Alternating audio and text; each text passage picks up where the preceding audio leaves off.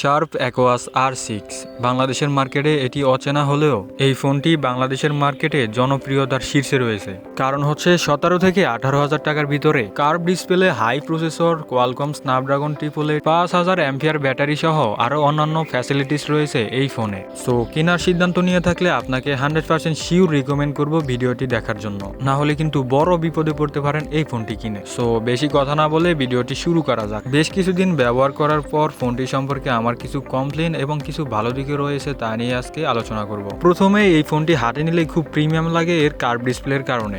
ফোনটি রাইট সাইডে রয়েছে একটি পাওয়ার বাটন, উপরে রয়েছে একটি গুগল অ্যাসিস্ট্যান্ট বাটন, তারপর রয়েছে ভলিউম প্লাস মাইনাস বাটন এবং ফোনটির উপরে রয়েছে একটি সিম স্লট আর নয়েজ ক্যান্সেলেশন মাইক এবং ফোনটির নিচে রয়েছে একটি লাউড স্পিকার, একটি মাউথ স্পিকার, একটি টাইপ সি পোর্ট আর একটি অডিও জ্যাক পোর্ট এবং ফোনটির পিছনে রয়েছে সিরামিকের গরিলা গ্লাস আর সামনে রয়েছে একটি ফ্রন্ট ক্যামেরা আর বিশাল সাইজের